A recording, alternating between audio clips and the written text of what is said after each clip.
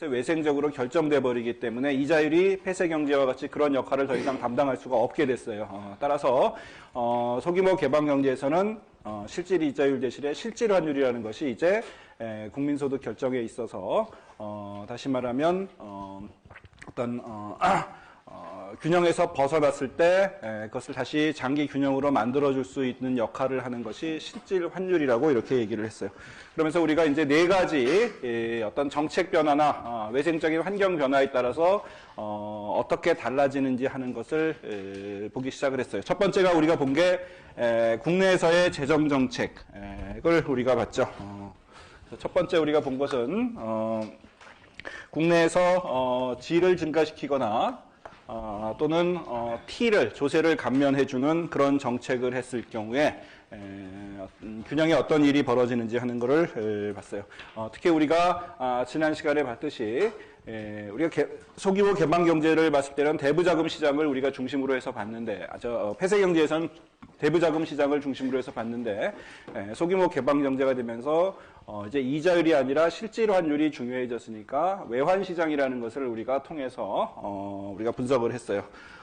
G를 증가시키면 이것은 우리가 Y라고 하는 국민소득이라 국내 총생산이라고 하는 것이 생산 요소의 양과 기술에 의해서 고정되어 있기 때문에 G가 증가하면 국내 저축이 감소를 하게 되고 이것을 외환시장에서 그림을 그리면 외환시장의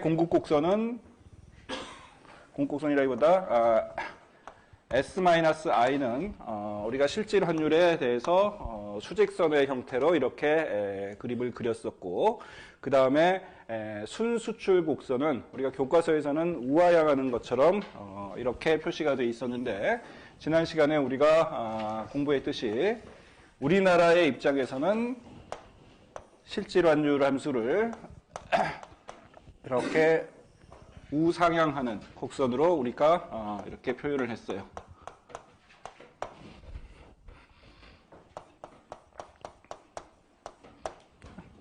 자, 이 두 가지의 차이점은 환율이라고 하는 놈을 우리가 보통 우리가 통상적으로 표현하듯이 미국 달러화에 대한 어떤 로컬 커런시, 우리나라 환율, 우리나라 통화 또는 미국 달러에 대한 일본 통화, 미국 달러화에 대한 중국 통화, 미국 달러화에 대한 유로화 이런 식으로 우리가 환율을 표기를 하면 우리나라 입장에서는 순수치 곡선이 이렇게 우상향하는 것처럼 이렇게 표시가 될 수 있고 반면에 미국 입장에서는 순수치 곡선이 이렇게 우하향하는 곡선으로 이렇게 표시가 될 수 있다고 얘기를 했어요. 이것을 굳이 여러분들 조금 더 헷갈리게 만들려면 이걸 우리나라 입장으로 생각을 하려 그러면 우리나라의 입장에서 순수치 곡선이 이렇게 우하향하는 것으로 나타나게 하려 그러면 이 환율을 달러분의 원화가 아니라 원화분의 달러로 역수를 취하면 된다고 이렇게 얘기를 했었어요. 그죠? 근데 우리가 그렇게 하면 여러 가지로 헷갈리니까 일단 환율은 우리가 통상적으로 정의하듯이 달러화에 대한 US 달러에 대한 원화 이렇게 표시를 하고 우리나라의 경우에는 이렇게 우상향하는 것 미국 경우에는 순수출이라고 하는 것은 우리나라 입장에서 보면은 흑자라는 것이 외국 입장에서 보면 적자가 될 테니까 반대로 이렇게 미국 입장에서는 우하향하는 것이다. 이렇게 우리가 이해를 합시다. 그리고 여러분들 교과서는 당연히 이런 식으로 설명이 다 되어 있어요. 그래서 우리가 앞으로 분석에서는 미국 입장보다는 또는 환율을 거꾸로 역수로 취하기보다는 환율은 그대로 두고 우리나라 입장에서 순수출은 실질 환율과 플러스 관계가 있다라고 이렇게 우리가 놓고 분석을 하도록 합시다. 됐죠? 자, 정부 지출, 우리나라에서 정부 지출 G가 증가해서 저축이 줄어들게 되면, 국민 저축이 줄어들게 되면 정부 지출이 늘어나면 어떤 일이 벌어져요? 정부 저축이 줄어들겠죠. 정부 저축이란 건 T-G예요. 그죠? 정부의 수입은 조세고 정부의 지출은 G니까 T에서 G를 뺀 것이 t가 그대로 있는 상황에서 g가 증가하면 t-g가 작아질 거예요. t-g는 국민저축의 일부분이기 때문에 이와 같이 s가 줄어들게 되고 s가 줄어들게 되면 s-i 이 곡선이 왼쪽으로 이동을 하겠죠. 이런 식으로 이동을 하게 되면 균형 실질 환율이 하락을 하게 될 거예요. 균형 실질 환율이 하락을 하면서 순수출이 이제 줄어드는 그런 효과가 발생할 거예요. 실질 환율이 하락한다는 얘기는 이를테면 원화 가치가 우리가 통화의 개념으로 생각하면 원화 가치가 어떻다는 얘기? 상승한다는 얘기가 되겠죠. 환율이 하락한다는 얘기는 환율을 이렇게 정의했으니까 환율이 달러당 2,000원에서 달러당 1,000원으로 하락을 하게 되면 원화의 가치는 상승을 하고 달러의 가치는 하락을 하는 걸 거예요. 원화의 가치가 상승을 하니까 우리나라 재화가 외국에서 팔리는 때 가격이 올라가게 되고 그러면 수출이 줄어들게 되고 반대로 수입은 늘어나게 되고 그래서 순수출 또는 경상수지가 나빠지는 이런 상황이 발생을 할 거예요. 자, 이게 첫 번째 케이스고 두 번째 케이스는 이제 해외의 재정정책이 미치는 효과를 봅시다. 즉 G스타가 증가를 했을 경우에 어떤 일이 벌어지는지 봅시다. 해외에서의 정부 지출이 증가하게 되면 어떤 일이 벌어져요? 해외 이자율이 상승을 하겠죠. 우리가 지난 시간에 봤듯이 해외 이자율이 상승을 하게 되면 우리나라 입장에서는 어떤 일이 벌어져요? 뭐가 실질 이자율의 함수였어요? 투자가 실질 이자율의 함수였죠. 근데 해외 실질 이자율이 올라갔으니까 우리나라의 투자가 줄어들 거예요. 우리나라의 투자가 줄어들면 외환 시장에서 원래의 균형이 이렇게 돼 있었는데 이제 i가 줄어들게 되니까 s-i가 어떻게 돼요? 더 커지겠죠. 그죠? s-i가 커지니까 놈이 오른쪽으로 이동을 하게 되고 이게 이동을 하게 되면서 실질 환율은 상승하고 순수출도 늘어나게 되겠죠.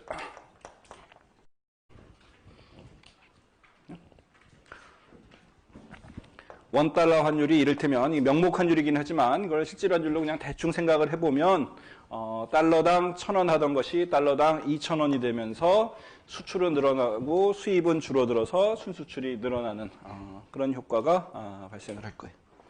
세 번째, 이번엔 투자 수요가 증가하는 외생적으로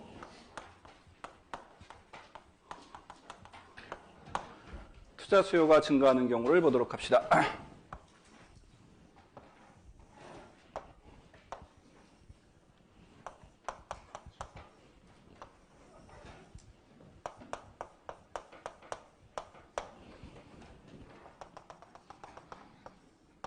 자, 원래의 균형점이 이런 상황에서 투자가 외생적으로 증가하면 투자가 외생적으로 증가한다는 것은 이자율에 의해서 투자가 움직인 게 아니라 이자율이 그대로 있다고 하더라도 다른 어떤 요인에 의해서 투자가 증가한 경우 다시 말하면 우리가 수업 시간에 지난 시간에 잠깐 얘기를 했지만 이를테면 투자세액 공제라는 것을 정부가 그런 정책을 집행을 한다든지 다시 말하면 투자를 할 때 세금을 깎아주는 정책을 하게 되면 기업들이 이자율에 상관없이 투자를 더 늘릴 여지가 발생을 하고 그럴 경우에는 투자가 우리가 외생적으로 이자율과 상관없이 증가했다. 뭐 이렇게 우리가 생각해 볼 수가 있을 거예요. 다시 말하면 우리가 그냥 간단하게 투자 함수를 C-DR 뭐 이런 식으로 1차 함수 형태로 표현을 하면 D라고 하는 것은 이자율에 대한 투자의 어떤 탄력성, 민감도를 나타내는 기울기를 나타내는 것이고 C라는 건 절편이죠. 이 C가 증가했다. 이자율과 상관없이 C가 증가했다라고 우리가 생각을 해봅시다. C가 증가하게 되면 투자가 늘어나니까 투자가 늘어나면 S-I 곡선이 어떻게 되겠어요? I가 늘어나니까 S-I가 왼쪽으로 이렇게 이동을 하겠죠. 그러면 실질 환율은 낮아지고 순수출은 줄어들고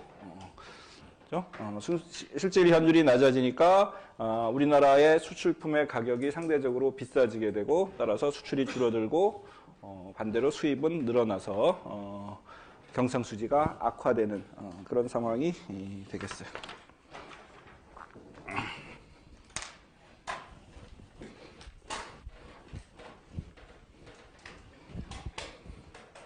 자, 마지막 네 번째.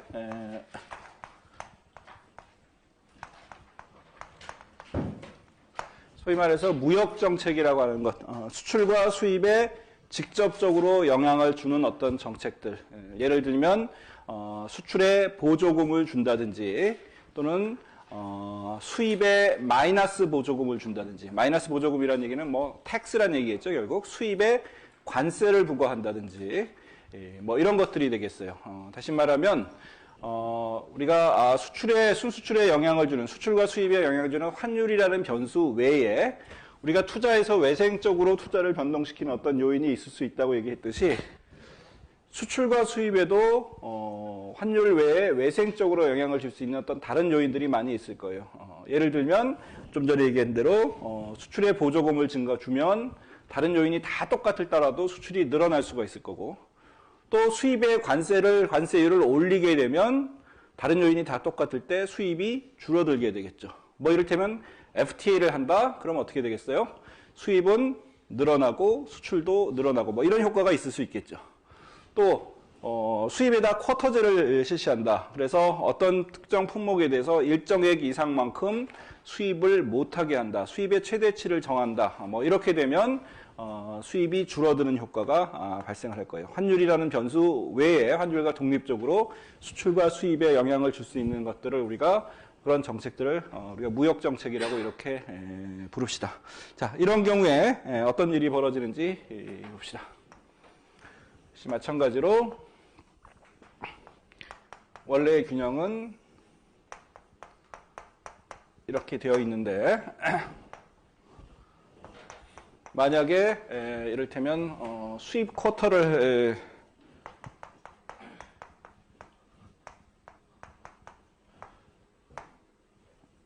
높였다.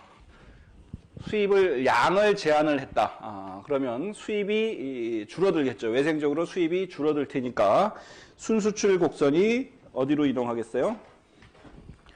수출은 뭐 상관없이 환율에 의해서 결정되고 수입은 인위적으로 줄여놨기 때문에 순수출이 늘어날 거예요. 그죠? 순수출이 늘어나게 되면 순수출 곡선이 지금까지 우리가 앞에서 본 1, 2, 3번은 다 S-I 곡선이 움직였던 건데 이번에는 외생적으로 순수출에 영향을 주니까 이 NX 곡선이 움직이겠죠. 이게 어떻게 움직이겠어요? 수입이 줄고 수출은 그대로 있고 수입이 주니까 NX 곡선이 오른쪽으로 이렇게 이동을 하게 되겠어요. 그러면 결과는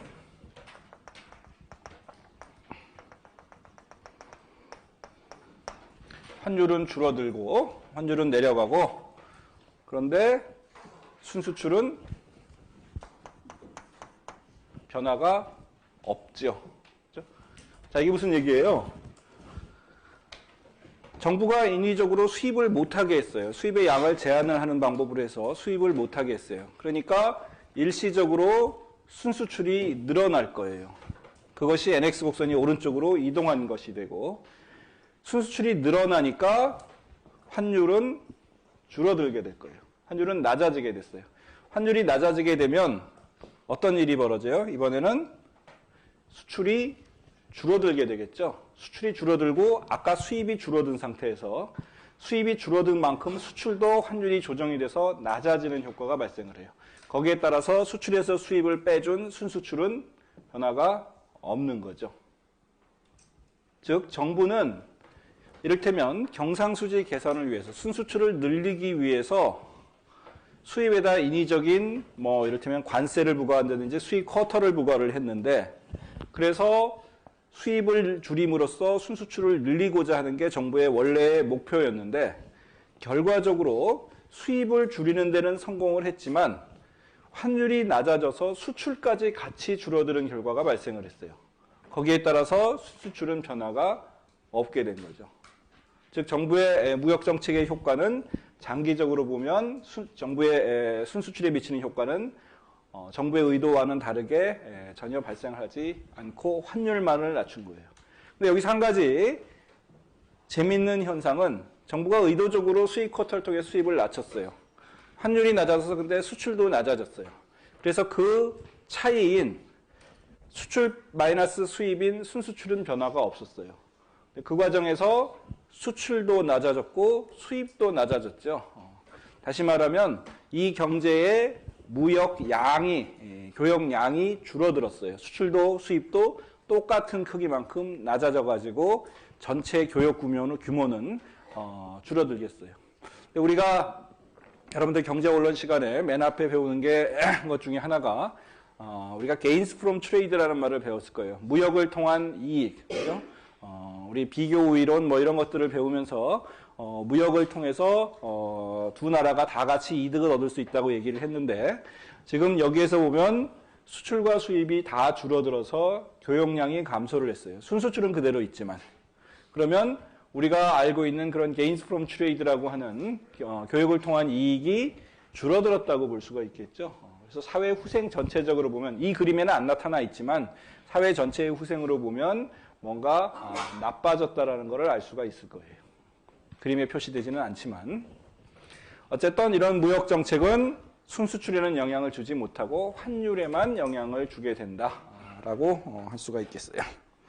자, 우리 지금까지 여러분들 교과서에서 소규모 개방 경제에서의 어떤 국민소득 결정, 그리고 실질환율의 결정, 그리고 교역량의 결정, 무역수지 또는 순수출의 결정, 이런 것들을 살펴봤어요. 자, 그리고 여러분들이 이제 교과서의 부록에 보면 어떤 얘기가 있냐면, 지금까지 우리가 본 것은 스몰 오픈 이코노미, 소규모 개방 경제에 대한 얘기가 있었어요.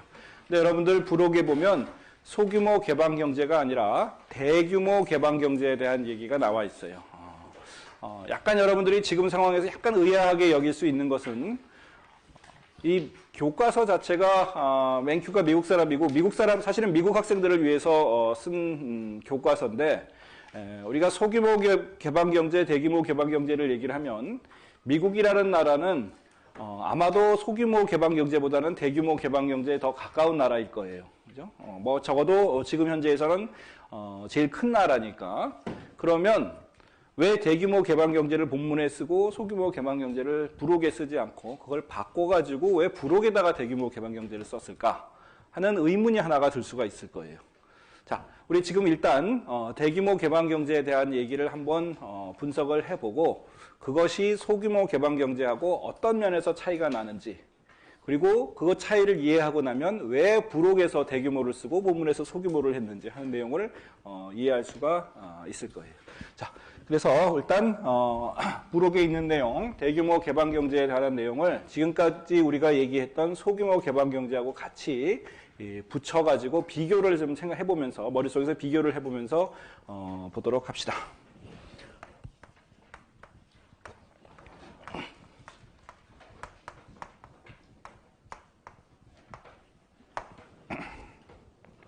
자, 소규모 개방 경제와 우리가 지금까지 배웠던 대규모 개방 경제의 가장 큰 차이점은, 우리가 net capital outflow라고 하는 순자본 유출에 어떻게 결정되는지 하는 것에서 차이가 나요. 자, 먼저 소규모 개방 경제라고 하는 것은 스몰 오픈 이코노미에서는 국가 간의 자본 이동이 어떻게 발생을 했어요? 이자율이라고 하는 것이 R스타로 고정되어 있었기 때문에, 이게 외생적으로 결정되어 있었기 때문에 우리나라 입장에서는 이자율이라는 것이 국내 이자율 R이 해외 이자율 R스타하고 항상 같기 때문에 이런 R스타의 이자율 하에서 자본이 국내와 외국으로 왔다 갔다 마음대로 할 수 있는 그런 상황을 우리가 가정을 했었어요. R이 R스타하고 사실 같아지면 자본 이동이 어떻게 되겠어요? R이 R스타보다 조금이라도 높아진다 그러면 우리가 국내 이자율이 해외 이자율보다 조금이라도 높다. 국내 이자율이 3%고 해외 이자율이 2.8%다 그러면 국내 이자율이 해외 이자율보다 높으니까 자금이 우리나라로 막 들어오겠죠. 그죠? 더 높은 이자율을 찾아서 캐피탈 인플로우가 생길 거예요. 캐피탈 인플로우가 생기면서 국내 이자율이 해외 이자율, 이제 국내 이자율이 낮아지는 힘이 발생을 할 거고 그래서 국내 이자율이 해외 이자율하고 같아질 거예요. 반대로 국내 이자율이 해외 이자율보다 조금이라도 낮으면 자금이 이제 밖으로 해외로 막 쏟아져 나갈 거예요. 그러면 국내 이자율이 상승 압력을 받아가지고 역시 국내 이자율과 해외 이자율이 같아지는 그런 식으로 우리가 스몰 오픈 이코노미를 생각을 했었어요. 근데 라지 오픈 이코노미에서는 이런 국가 간 자본 이동에 대해서 조금 다른 가정을 하겠어요. 즉 우리가 캐피탈 플로우라고 하는 것이 결국엔 이자율에 국내 이자율에 의해서 결정이 되는 것이고 이것을 CF라는 함수로 표현을 해봅시다. 그래서 캐피탈 아웃플로우라고 하는 것은 자본 이동이라는 것은 무엇의 함수가 되냐면 국내 이자율의 함수가 되겠어요. 사실 여기까지는 스몰 오픈 이코노미라고 해도 큰 차이점이 발생하는 건 아닌데 스몰 오픈 이코노미와 라지 오픈 이코노미의 가장 큰 차이점은 지금부터 발생을 해요. 무슨 얘기냐 하면 스몰 오픈 이코노미는 R이 R스타에 의해서 해외에서 그냥 결정돼 있었는데 라지 오픈 이코노미에서의 캐피탈 아웃플로우에 영향을 미치는 이자율은 국내의 대부자금 시장에서 결정이 되는 거라고 이렇게 우리가 가정을 할 거예요. 즉 스몰 오픈 이코노미는 규모가 작아가지고 국내에서 일어나는 일이 해외에 영향을 주지 않지만 라지 오픈 이코노미에서는 이제 국내의 대부자금 시장이 굉장히 커가지고 그 시장에서 이자율이 결정이 되고 그 이자율이 마치 우리가 폐쇄 경제를 생각을 해보세요. 폐쇄 경제의 대부자금 시장에서처럼 이자율이 국내 시장에서 결정이 되고 거기서 결정된 이자율 하에서 캐피탈 아웃플로우가 결정이 된다라고 이렇게 우리가 가정을 할 거예요. 즉 라지 오픈 이코노미의 가정은 우리가 스몰 오픈 이코노미에 대한 이런 가정 대신에 클로즈드 이코노미의 폐쇄 경제에서 우리가 3장에서 봤던 그런 분석 도구를 다시 가지고 들어와서 대부자금 시장부터 분석을 하도록 이렇게 하겠어요. 자, 그걸 위해서 캐피탈 아웃플로우라고 하는 것도 역시 실질 이자율의 함수가 되는데 이자율이 올라가면 캐피탈 아웃플로우가 어떻게 되겠어요? 국내 이자율이 올라가면 돈이 외국에서 우리나라로 들어오겠죠. 내가 그냥 우리나라라고 얘기를 할게요. 우리나라가 라지 오픈 이코노미인지에 대해서는 퀘스천 마크가 붙겠지만 그냥 우리나라도 라지 오픈 이코노미라고 생각을 해보고 계속 말은 그렇게 하도록 합시다. 자, 그래서 우리나라의 이자율이 높아지면 해외에서 돈이 우리나라로 들어올 테니까 넷 캐피탈 아웃플로우는 작아지겠죠. 돈이 들어오는 것은 마이너스 쪽이니까 따라서 관계는 마이너스가 될 거예요. 그림으로 그리면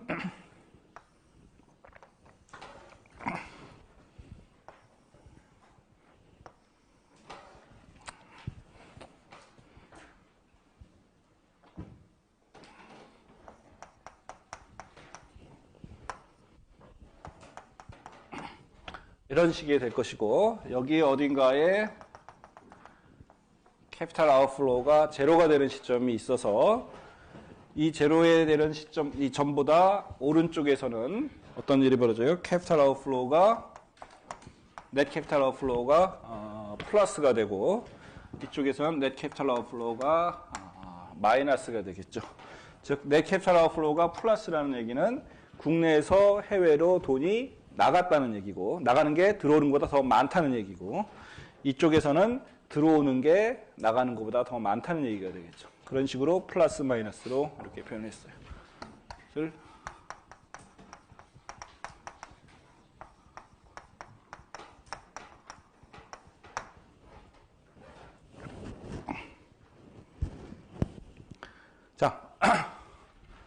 이게 우리가 라지 오픈 이코노미에서의 이자율과 넷 캐피탈 아웃플로우의 관계를 그림으로 그린 거예요. 참고로 우리가 폐쇄 경제에서는 어떤 일이 벌어졌어요? 넷 캐피탈 아웃플로우와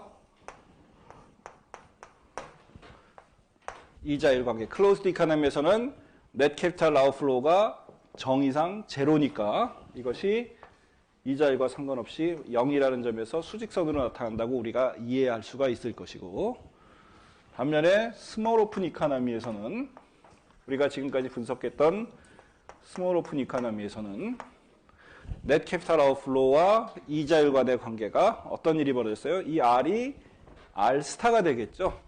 R 스타가 여기라고 하면 여기서 넷 캐피탈 아웃플로우는 이런 식으로 우리가 수평선의 형태로 우리가 자본 이동의 넷 캐피탈 아웃플로우가 이자율 간의 관계는 이런 수평선으로 우리가 이해해 볼 수가 있을 거예요.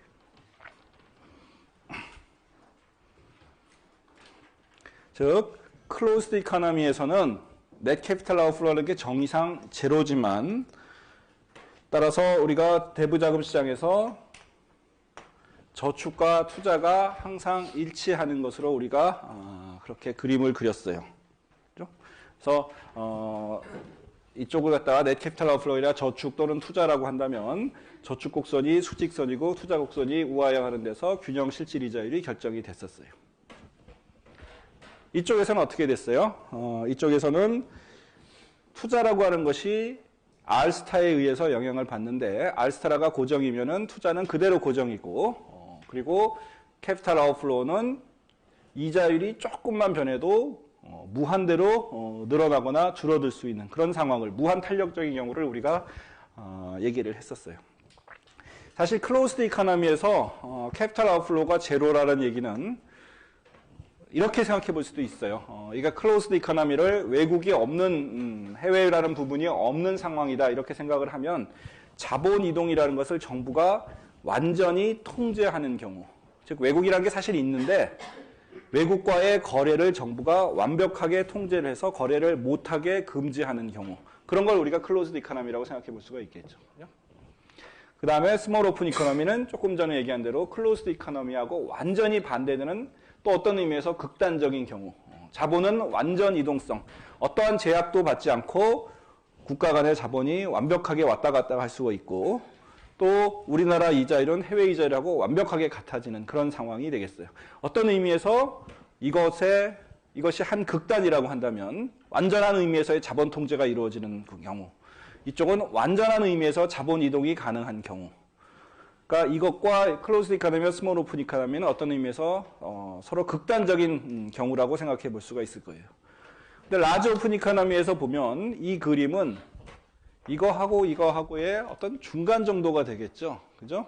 완벽하게 통제가 되는 건 아니지만 어느 정도 통제가 돼서 이것이 우하향하는 식으로 나타나는, 이 그림하고 이 그림하고의 중간 정도가 될 수가 있겠어요. 그래서 라지 오픈 이코노미는 우리가 뭐 굉장히 큰 나라가 있어서 그 나라 안에서 뭔가 결정이 되는 것이 해외에 영향을 준다 이렇게 생각해 볼 수도 있지만, 또 한편에서는 자본의 이동이라는 것이 이루어지긴 하지만 완벽하게 이루어지지는 않아서 스몰 오픈 이코노미처럼 그렇게 이루어지지는 않고, 그렇다고 해외분이 없는 건 아니라서 클로즈드 이코노미도 아닌 그 중간의 어떤 형태라고 우리가 이해해 볼 수도 있을 거예요. 자, 이렇게 얘기를 하고 나면 여러분들이 지금쯤에서 이제 앞으로 나올 분석들이, 그러면 라지 오픈 이코노미에서의 어떤 특징들은, 우리가 분석 결과들은, 즉 다시 말하면 우리가 앞으로 외환 시장에 대한 분석 뭐 이런 것들을 할 거예요. 그런 분석의 결과는 여기하고의 중간쯤에서 뭔가 결정될 수 있겠다라는 생각을 해볼 수가 있을 거예요. 그죠? 그런 걸 염두에 두고 머릿속에 넣고서 한번 보도록 합시다. 자, 먼저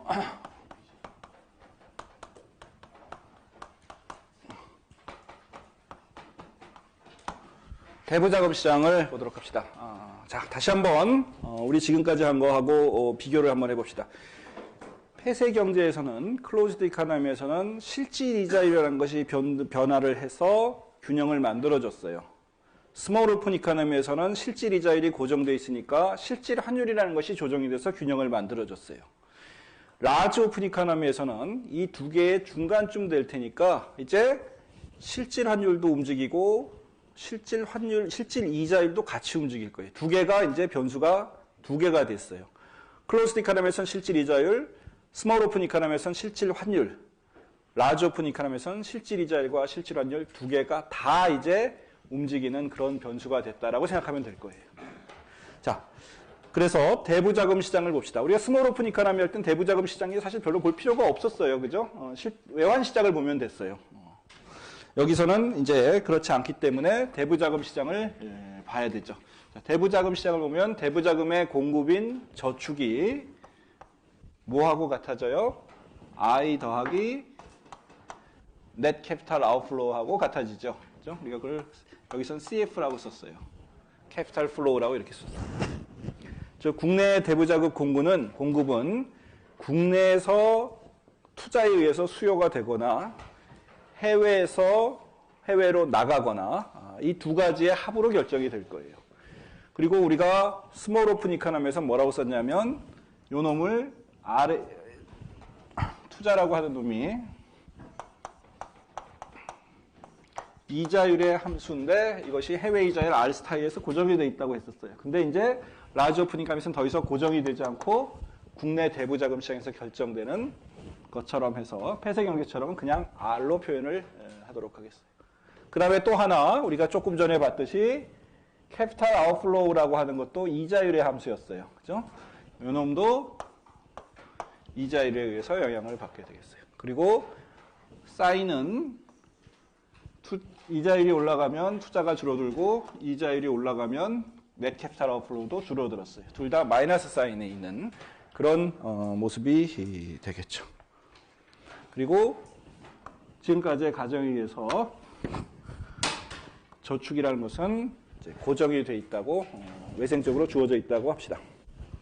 자, 그러면 이거를 그림으로 그리면 대부자금 시장을 그림으로 그리면 어떻게 되겠어요?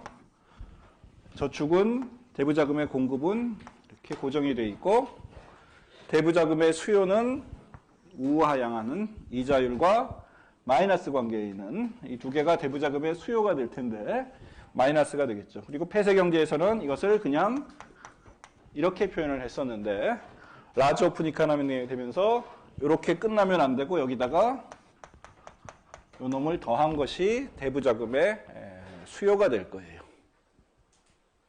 그리고 당연히 공급과 수요가 만나는 점에서 이퀄리브리움 실질 이자율이 결정이 될 거예요. 여기 R스타라고 보통 내가 이퀄리브리움 균형을 얘기할 때 스타를 표시를 많이 썼는데 그러면 해외 이자라고 헷갈리니까 여기서는 R2라고 표현합시다. 그리고 E는 이퀄리브리움을 의미한다고 이렇게 생각을 합시다.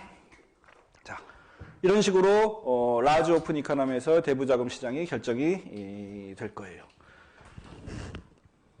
스몰 오픈 이코노미에서는 CF가 이자율의 함수가 아니었고 투자는 R스타에 의해서 결정이 됐기 때문에 R스타가 뭐 이런 데 결정되면 투자는 이만큼 결정이 됐었어요. 그냥. 그리고 그 차이가 뭘로 나타났어요? 넷 캐피탈 아웃플로우로 나타난 거죠. 이걸로 나타난 거예요. 근데 그놈은 이자율이 아니었던 거고. 그죠? 근데 이제 이 두 개를 합쳐가지고 둘 다 이자율의 함수라고 놓은 것이 라지 오픈 이코노미가 스몰 오픈 이코노미하고 차이가 되는 부분이 되겠어요. 이 차이 때문에 이제 앞으로의 분석이 조금씩 달라질 수가 있겠어요. 자, 이자율이 이렇게 결정이 되고 나면 그 다음에 이 이자율 균형 이자율 하에서 균형 국내 투자하고 균형 캐피탈 아웃플로우가 뭔가 결정이 될 거예요. 크기가 결정이 되겠죠. 더 정확하게 얘기하면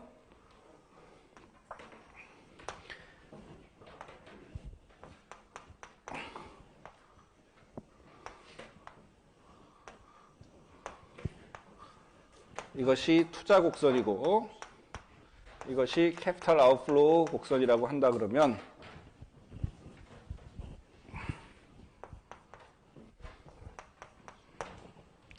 이 두 개의 합이 공급하고 저축하고 같아지는 점에서 실질 균형 이자율이 결정이 되면 이것이 R2라고 합시다. 그러면 거기에 맞는 균형 투자 수준과 거기에 맞는 균형 넷 캐피탈 아웃플로우가 결정이 될 거예요. 그죠? 뭐 사실은 이거 두 개 합이 이렇게 결정이 되는 거지만 이거를 두 개로 이렇게 나눠 놓고 보면 이런 의미가 된다는 뜻이에요. 그죠? 뭐 새로운 그림을 그린 게 아니고 이 그림을 갖다가 좀 나눠서 본 것에 불과해요. 자, 그런데 이 캐피탈 아웃플로우라고 하는 것은 어떤 성격을 가지고 있어요? 어떤 식이에요? 이놈은 뭐하고 같아요? 캐피탈 아웃플로우라고 하는 것은 순수출하고 같아지는 놈이었죠. 우리가 스몰오프를 봤듯이 순수출은 그리고 우리가 뭐의 함수였어요? 실질 환율의 함수였어요. 그리고 캐피탈 아웃플로우라고 하는 것은 지금 이제 이자율의 함수였던 거죠. 자, 그러면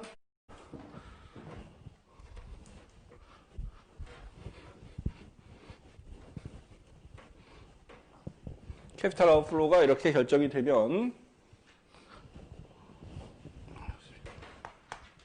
외환시장에서 어떻게 스몰오프 이코노미에서 그렸던 외환시장처럼 NX고 여기가 환율이고 그러면 우리가 외환시장의 특징을 나타내는 게 NX는 S-I였고 그죠? 이놈은 캐피탈 아웃플로우하고 같아지는 거였어요. 그러면 이때 캐피탈 아웃플로우는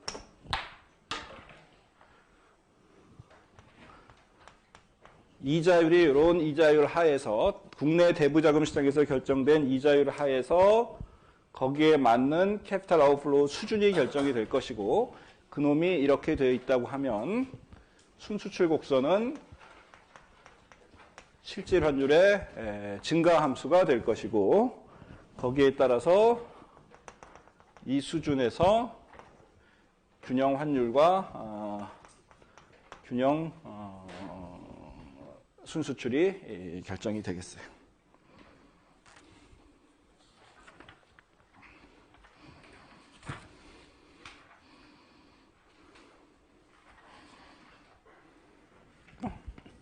자, 그래서 우리가 폐쇄 경제에선 이 시장만 보면 됐고 소규모 개방 경제에서는 사실은 이 시장만 보면 됐는데 지금은 이제 두 개의 시장을 같이 봐줘야 되는 그런 상황이 됐어요. 자, 우리가 소규모 개방 경제에서 봤던 몇 가지 정책 변화에 의한 정책 변화 분석을 대규모 개방 경제에도 한번 적용을 해서 결과가 어떻게 비슷하고 어떻게 달라지는지 하는 것을 보도록 합시다. 첫 번째 우리가 봤던 정책 변화는 정부 지출 G가 증가하는 거였어요. 정부 지출 G가 증가하면 이제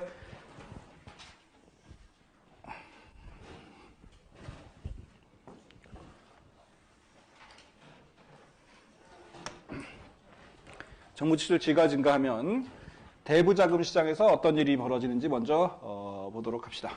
자, 대부자금의 공급 곡선은 이런 저축이니까 이런 수직선이었고 대부자금의 수요 곡선은 이렇게 돼 있었죠. 그래서 원래 균형점이 여기에서 결정이 됐었고 그리고 이 균형 이자율 하에서 이 이자율 하에서 여기가 넷 캐피탈 아웃플로우만 우리가 별도로 떼서 생각해 보면 이 우하향하는 수요 곡선은 이 두 개의 합인데 이 중에서 요 놈만 떼서 이렇게 따로 그려보면 이 실질 이자율 하에서 넷 캐피탈 아웃플로우는 이만큼으로 결정이 될 거예요. 넷 캐피탈 아웃플로우가 이렇게 결정이 됐다는 얘기는 외환 시장에서 넷 캐피탈하고 곡선이 이렇게 수직선으로 된다는 얘기고, 순수출은 실질 환율의 함수이니까 여기서 실질 환율이 이제 결정이 된다는 그런 것으로 우리가 해석해 볼 수 있겠어요. 그래서 여기가 대부자금 시장, 여기가 외환 시장, 두 개가 넷 캐피탈 아웃플로우를 통해서 서로 연결되는 그런 상황을 생각해 보면 되겠어요. 자, 이때 정부 지출 G가 증가해서 G가 증가하게 되면 대부자금의 공급인 저축이 줄어들게 되겠죠. 그러면 S곡선이 왼쪽으로 이렇게 이동을 할 것이고, S곡선이 이동을 하게 되면 실질이자율이 상승을 하고, 실질이자율이 상승을 하게 되면 넷 캐피탈 아웃플로우는 줄어들게 되겠죠. 그죠? 우리나라의 국내 이자율이 높아졌으니까 외국에서 우리나라로 들어오는 돈은 많아지고 국내에서 외국으로 나가는 돈은 줄어들어서 넷 캐피탈 아웃플로우가 작아질 거예요. 이게 작아지면 외환시장에서 환율이, 실질 환율이 떨어져서, 즉 원화가 강세가 돼서 원화의 가치가 증가를 해서 순수출은 줄어들게 되는 그런 상황이 되겠어요. 대부자금 시장과 외환 시장을 라지 오픈 이코노미에서는 같이 봐야 된다라는 것이 되겠어요.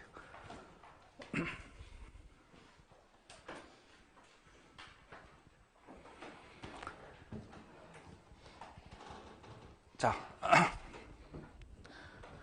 우리 스몰 오픈 이코노미에서 했던 거를 한번 생각을 해봅시다.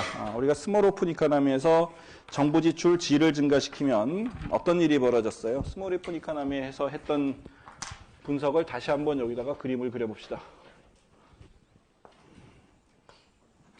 스몰 오픈 이코노미에서는 이 CF라는 게 사실은 S-I죠. 이렇게 했었고, NX 곡선이 이렇게 있었고, 스몰 오픈 이코노미에서 G를 증가시키면, 우리 30분 전에 했던 거예요. G를 증가시키면 어떤 일이 벌어요? S가 줄어드니까 S-I가 이렇게 이동을 해서 환율이 줄어들고 순수출이 감소를 했어요. 이 그림하고 어때요? 두 개가 완전히 다 똑같죠? 그죠? 라지 오픈 이코노미나 스몰 오픈 이코노미나 외환시장에서 나타난 그림은 정확하게 같아요. 여기서 유일한 차이점은 뭐예요? 차이점이 어디서 나와요? G를 증가시키면 스몰 오픈 이코노미에서는 이자율이 변화가 없었어요. 왜? 이자율은 해외 이자율에서 결정되니까. 그렇죠? 지금은 라지 오픈 이코노미에서는 G를 증가시키면 국내 이자율이 올라가요. 국내 이자율이 올라가면서 뭐가 영향을 받아요? 투자가 영향을 받아요. 그렇죠? 스몰 오픈 이코노미에서는 G를 증가시켰을 때 지금 이 그림에서 보면 결과를 우리가 요약을 합시다. 이자율이 올라가서 투자가 줄어들고, 그 다음에 캐피탈 아웃플로우는 순수출이니까 순수출이 줄어들고, 그 다음에 뭐가 환율이 어떻게 돼요? 실질 환율이 떨어졌어요. 여기서는 어떤 일이 벌어졌어요? 스몰 오픈 이코노미. 이게 라지 오픈 이코노미의 결과예요. 그죠? 스몰 오픈 이코노미에서 결과는 어떻게 됐어요? G를 증가시켰을 때 이자율은 변화가 없고 해외 이자율하고 같으니까, 따라서 투자도 변화가 없고, 근데 순수출은 줄어들고 환율은 떨어졌어요. 이 부분은 스몰 오픈 이코노미하고 라지 오픈 이코노미하고 똑같고, 이 부분만 다른 거죠. 그죠? 자, 정부 지출을 증가시켰더니 이자율이 올라가지고 투자가 줄어들었다.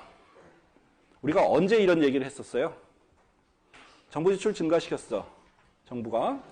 그랬더니 이자율이 상승을 해서 민간 투자가 줄어들었어요. Y는 변화가 없고, Y는 우리가 생산 요소의 양, 생산 기술, 생산 함수에 의해서 결정됐어요. 그죠?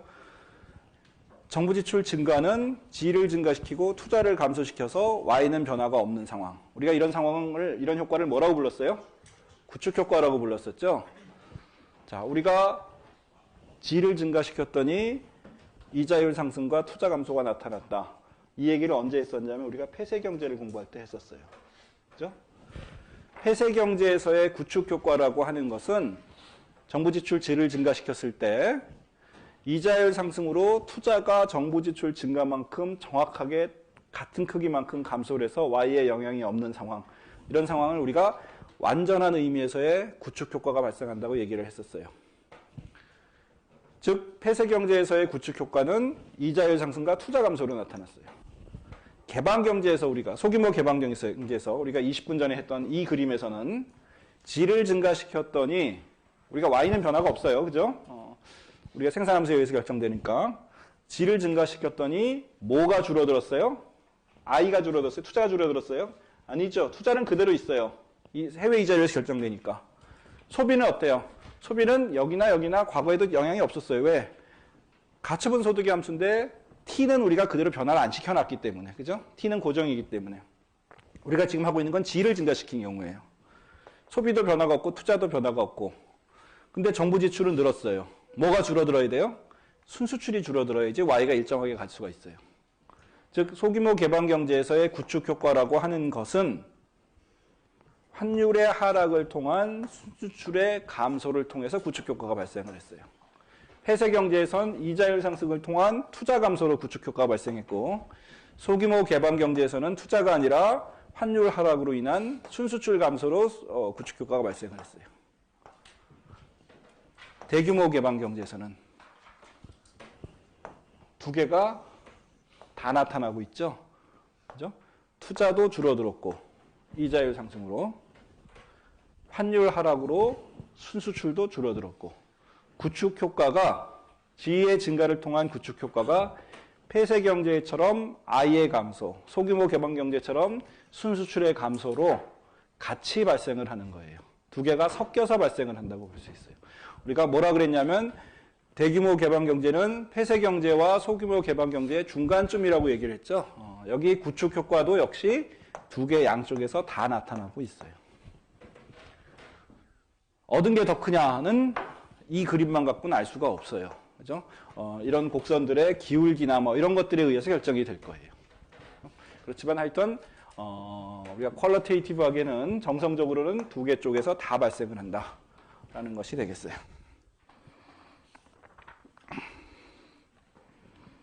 자, 두 번째 이제 투자의 외생적 증가를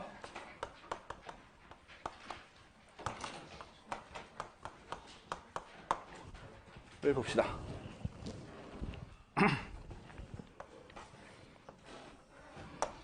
원래 균형에서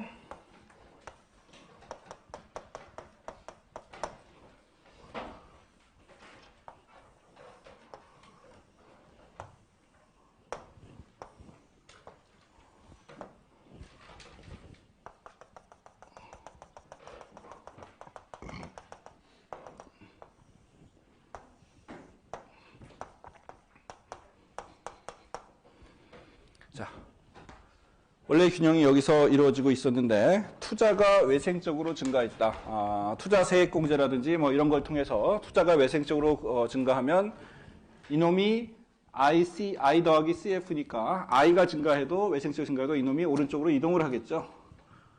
이렇게 이동을 할 거예요. 이동을 하면 투자가 늘어났으니까 실질이자율이 상승을 하게 되고 실질이자율이 상승을 하게 되니까 net capital outflow는 감소를 하고 따라서 외환시장에서 S-I 곡선이 왼쪽으로 이동해서 실질 환율이 줄어들고 순수출도 줄어들고 뭐 이런 일이 벌어지겠어요. 이것도 우리가 조금 전에 봤던 소규모 개방 경제에서의 그림하고 한번 비교를 한번 해보도록 하세요. 그 다음에 세 번째, 우리가 소규모 개방형에서 트레이드 팔리시에 대해서 얘기를 했어요. 무역 정책에 대해서 얘기를 했죠. 그래서 수입 규제,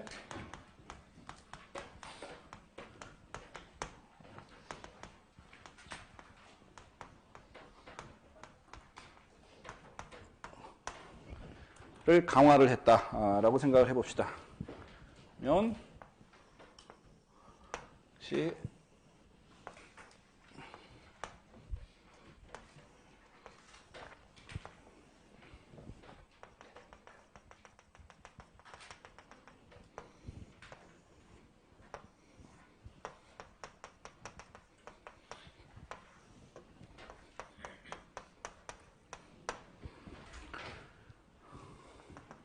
자, 이런 상황에서 균형이 이루어지고 있었는데 수입 규제를 강화를 하면 어떤 일이 벌어져요?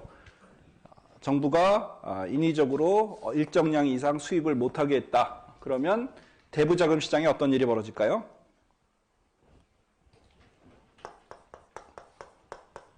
수입 규제 강화는 저축에 아무런 영향을 주지 않겠죠. 투자에도 영향을 주지 않을 거고 넷 캐피탈 아웃플로우에도 영향을 미치지 않을 거예요. 오로지 영향을 주는 것은 여기 나와 있는 순수출 곡선만 오른쪽으로, 우리가 지난 시간에 아까 봤듯이 30분 전에 봤듯이 이놈만 오른쪽으로 이렇게 이동시키는 역할을 할 거예요. 이 두 시장에는 변화가 없고 순수출 시장, 순수출만 오른쪽으로 이동시켜서 환율이 하락하고, 그렇지만 순수출은 장기적으로 변화가 없는, 수입이 감소한 만큼 수출도 감소를 해서 순수출은 변화가 없는, 환율만 하락한 그런 상황이 되겠죠. 우리가 아까 봤던 거하고 정확하게 같은 그림이에요. 소규모 개방경제에서 봤던 분석하고 정확하게 같은 분석이 되겠어요.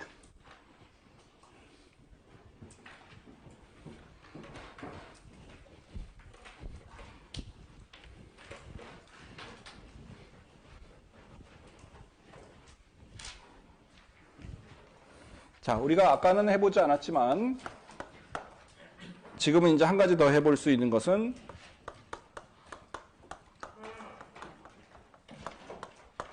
넷 캐피탈 아웃플로우 곡선 자체가 움직이는 경우를, 우리가 스몰 오픈 이코노미에서는 이런 것을 얘기할 필요가 없었어요. 근데 지금은 이제 넷 캐피탈 아웃플로우 곡선이 움직이는 경우도 한번 생각해 볼 수가 있을 거예요. 자, 어떤 일이 벌어지는지 봅시다.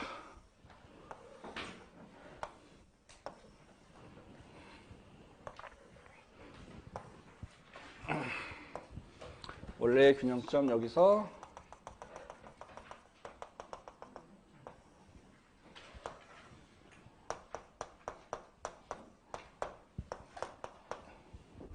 이렇게 돼 있었어요. 자, 넷 캐피탈 아웃플로우 곡선이 왼쪽으로 이동한다고 생각해 봅시다. 왼쪽으로 이놈이 이렇게 이동을 한다고 생각해 봅시다. 이놈이 이동한다는 얘기는 대부자금 시장에서 이 I 더하기 CF 곡선 또 움직여야 되는 거죠. 투자는 그대로 있지만 CF가 왼쪽으로 이동했으니까 여기에 이것과 투자 곡선의 더 합인 이 대부자금의 수요 곡선도 왼쪽으로 이동을 해야 될 거예요. 이게 이렇게 이동을 하면 어떻게 돼요? 이자율이, 대부자금 시장에서의 균형 이자율이 하락을 하겠죠. 이게 하락을 하면 넷 캐피탈 아웃플로우가 이렇게 줄어들어서 외환시장에서 S-I가 왼쪽으로 이동을 하게 되고, 거기에 따라서 환율이 낮아지고 순수출이 줄어드는 그런 상황이 되겠어요. 자, 지금까지 본 바에 의하면 우리가 라지 오픈 이코노미를 분석을 하더라도 라지 오픈 이코노미의 상당수의 결과가 사실은 스몰 오픈 이코노미하고 별 차이가 없었어요. 특히 외환시장을 우리가 공부하는 입장에서는 거의 똑같은 결과가 다 나왔어요. 유일한 차이점은 대부자금 시장에서 국내 이자율이 고정이 아니라 라지 오프 인컴에서는 약간 움직이면서 투자가 변할 수 있다는 것 외에는 다른 결론들은 사실은 거의 동일했어요. 그 얘기는 라지 오프 이코노미가 되면 스몰 오프 이코노미다 우리가 분석하는데 좀 복잡하죠. 근데 분석을 복잡하게 하면서 얻는 새로운 결과라는 게 대부자금 시장에서 뭐 이자율과 투자가 좀 변하는 것 외에는 별로 실익이 없었어요. 따라서 라지 오픈 이코노미에 대한 분석이 사실은 그렇게 아주 유용하지는 않아요. 유용하지 않다는 의미는 스몰 오픈 이코노미를 해놓고 우리가 분석을 하더라도 뭐 그렇게 세상이 돌아가는 것이 들어가는 것을 이해하는데 큰 문제가 없다는 뜻이 되겠어요. 따라서 여러분들 교과서도 본문의 스몰 오픈 이코노미 좀 더 쉬운 버전으로 스몰 오픈 이코노미를 하고 좀 복잡한 거는 라지 오픈 이코노미를 해서 뭐 라지 오픈 이코노미를 분석을 해보니까 대부분의 분석 결과는 비슷하고 뭐 약간 좀 차이가 나는 부분이 있더라 그런 정도예요.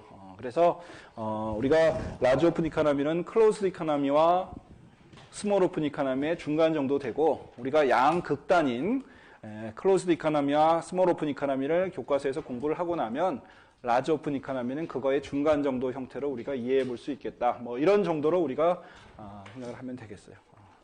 그럼에도 불구하고 실제 이를테면 여러분들 나중에 대학원이나 이런 데 가서 보는 많은 좀 더 복잡한 모형들이 스몰 오픈 이코노미를 그냥 가정을 하고 분석을 해요. 그래도 별 차이가 없기 때문에.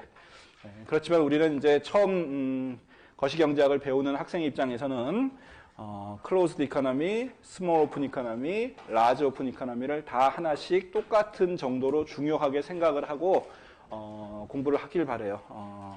다시 말하면 여러분들 중간 시험이나 또 나중에 기말 시험에서도 세 가지 경우가 다 문제가 나올 수 있다. 그리고 그 차이점에 대해서도 여러분들이 어느 정도는 이해를 하고 있어야 된다. 이런 얘기가 되겠어요. 중간 시험뿐만이 아니라 기말 시험에도 여러분들 단기 분석을 가도 우리가 순서가 역시 클로즈드 이코노미를 먼저 공부를 할 거고 그 다음에 스몰 오픈 이코노미를 할 거고 그 다음에 라지 오픈 이코노미를 또 할 거예요. 단기에서도. 지금 우리가 배우는 건 다 장기 분석이지만 단기에서 똑같은 순서로 할 거니까 우리가 단기 분석에 가기 전에 장기 분석을 잘 이해를 먼저 해야 되니까 지금 이런 세 가지 경우의 타입에 대해서 하나씩 다 공부해 놓기를 바라요. 자, 그 다음에 5분 정도가 남았는데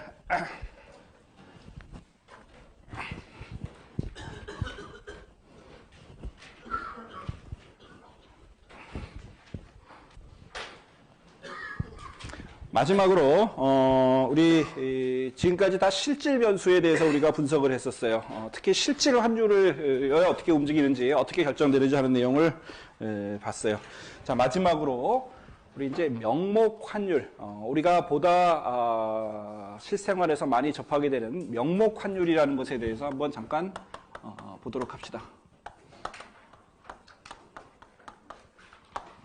Nominal Exchange Rate, 우리가 보던 달러당 1,200원이다, 1,150원이다 하는 이 환율이 어떻게 결정되는지 하는 것을 보도록 합시다. 자,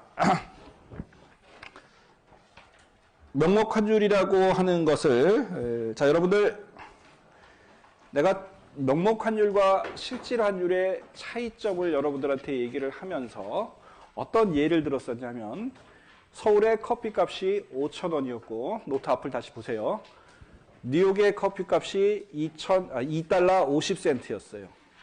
거기서 실질 환율을 어떻게 우리가 계산을 했냐 하면 뉴욕 커피 한 잔 분의 서울 커피 한 잔 가격. 그래서 그 경우에는 그러니까 환율이 이를테면 명목 환율이 다시 한번 씁시다. 서울의 가격이 5,000원이고 뉴욕의 가격이 2달러 50센트일 때 그리고 환율이 명목 환율이 이거 명목 환율을 대문자 2로 씁시다. 이것이 달러당 1,000원으로 되어 있을 때 실질 환율은 우리가 뉴욕의 커피 한 잔 단위로 계산한 실질 환율은 2분의 1. 그죠? 그 다음에 서울 커피 한 잔 값으로 한 것은 뉴욕 환율로 하면 2, 뭐 이런 식으로 우리가 계산을 했었어요. 자, 그런데 보면 서울 커피 한 잔이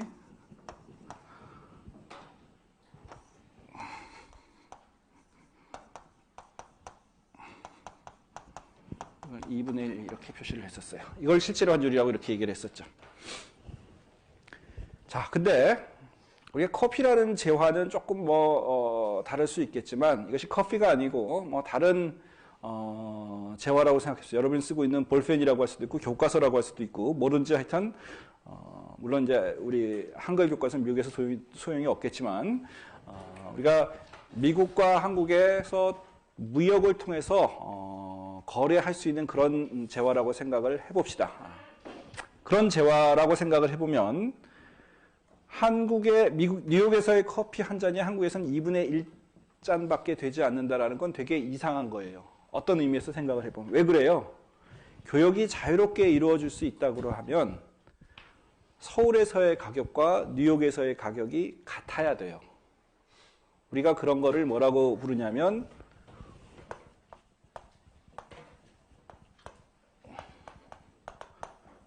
일물 일가의 법칙이라고 얘기를 해요. 그죠? 러브 원 프라이스라고 얘기를 해요. 여러분들이 슈퍼에 가서 우리 여기 학교 안에 편의점이 몇 개가 있는데 우리 지하에 있는 편의점에 가서 이를테면 캔커피 하나를 사고 그 다음에 저 위쪽에 가서 도서관 앞에 가서 커피 한 잔을 산다고 똑같은 재화를 산다고 했을 때 가격이 같아야 되겠죠. 가격이 만약 다르다 그러면 이 싼 데서 사서 비싼 데 가서 팔면은 앉아가지고 이득을 볼 수 있을 거예요. 그죠? 물론 여기에는 어떤 가정이 하나 들어가요. 어떤 가정이냐면 싼 데서 사서 비싼 데까지 파는데 어떤 거래 비용이나 이런 것들이 없어야 돼요. 물론 세계 이제 그 국제 무역에 있어서는 한국에서 사서 미국에서 한국이 싸고 미국이 비싸다 그러면 싼 한국에서 사서 비싼 미국에서 팔면 이득을 얻을 수가 있는데 거기에는 이제 수송비라든지 뭐 여러 가지 비용이 들어가요. 그죠? 관세도 하나도 없어야 되고 기타 등등 그런 게 하나도 없다라고 한다면 두 지역에서의 가격은 항상 같아야 돼요. 그게 러브 원 플러스. 안 그러면 이것이 성립하지 않으면 소위 말해서 아비트러지 기회가 발생을 하고 싼 데서 사서 비싼 데 팔 수 있으니까. 그죠? 그래서 이런 아비트러지 기회가 존재하면 다시 가격은 같아지는 쪽으로 수렴이 될 거예요. 이런 러브 원 프라이스를 국제 시장에, 국제 무역에 적용한 것이 우리가 소위 말해서 PPP라고 하는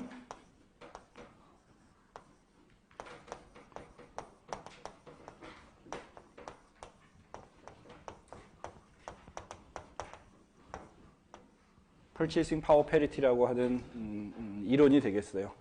즉 장기 이 Purchasing Power Parity는 장기에서의 명목 환율의 결정 이론이라고 보면 되겠어요.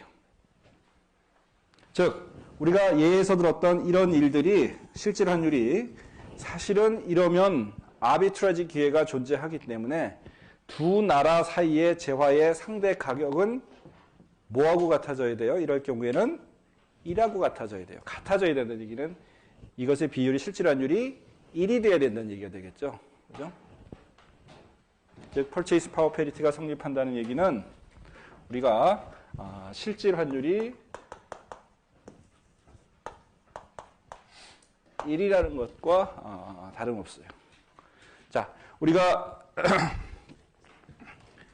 실질 환율을 표현을 할 때 우리가 이 예에서 우리가 환율 예를 들면서 이때 실질 환율을 어떻게 우리가 표시를 했냐면 명목 환율에다가 두 나라 사이의 상대 가격을 이렇게 곱한 것을 실질 환율이라고 이렇게 정의를 했었어요. 그래서 저 2분의 1이라는 숫자가 이 식에 의해서 우리가 도출이 된 거였어요. 자, 그런데 우리가 실질 환율이라는 것은 이런 러브 원 프라이스가 성립한다는 얘기는 실질 환율이 1이라는 얘기고 두 나라 사이의 가격이 같다는 얘기고 그러면 실질 환율이 1이라는 얘기는 우리가 명목 환율이라는 것이 어떻게 결정된다는 얘기예요? P 스타분의 P로 이렇게 두 나라 사이의 가격의 비율, 더 정확하게 얘기하면 두 나라 사이의 물가 수준의 비율에 의해서 결정이 된다는 것이 PPP 이론이 되겠어요. Purchasing Power Parity가 되겠어요. 자, 이거를 우리가 변화율의 형태로 표현을 해봅시다. 그러면 변화율의 형태로 표현을 하면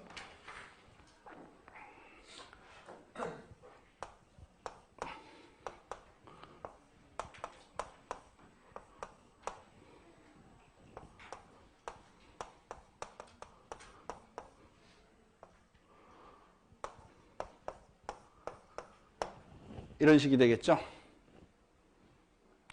그리고 실질환율은 1이니까 PPP 하에서는 그러면 이 부분은 제로가 될 것이고 항상 1이기 때문에 그러면 명목 환율의 변화율은 뭐하고 같아져요?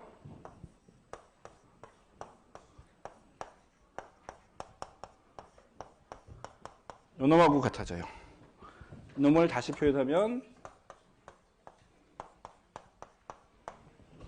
두 나라 사이의 물가 상승률의 차이에 의해서 결정된다는 얘기가 되겠죠. 즉 다시 말하면 명목 환율이라고 하는 것은 PPP 하에서 우리나라의 물가 상승률이 외국에 비해서 상대적으로 더 높으면 우리나라의 명목 환율이 올라가고 반대로 우리나라의 물가 상승률이 인플레이션율이 외국에 비해서 상대적으로 안정이 됐으면 우리나라의 환율 상승률은 낮아진다. 마이너스가 된다. 다시 말하면 환율이 현재 달러당 1,000원이었는데 우리나라 물가 상승률이 더 높으면 1,000원에서 1,100원, 1,200원 이렇게 올라갈 것이고 반대로 외국의 물가 상승률이 더 높으면 1,000원에서 900원, 800원으로 떨어질 거라는 얘기가 되겠어요. PPP가 세상에서 잘 맞느냐? 단기적으로는 전혀 안 맞아요. 근데 장기적으로 긴 시간을 두고 보면 상당히 그래도 세상을 설명하는데 유용한 그런 이론이 됐어요. 이를테면 한 20년, 30년에 각 나라의 물가 상승률을 쫙 놓고 미국에 대비해서 이걸 파이스타를 미국이라고 하고 미국에 비해서 물가 상승률이 상대적으로 얼만큼 높았는지 낮았는지를 조사를 하고 또 미국 달러에 대해서 환율이 얼만큼 변했는지를 그림을 그려서 보면 굉장히 비슷하게 가는 한 30년 평균 정도 하면 비슷하게 가는 그런 모습을 우리가 확인할 수가 있겠어요. 자, 여기까지 합시다.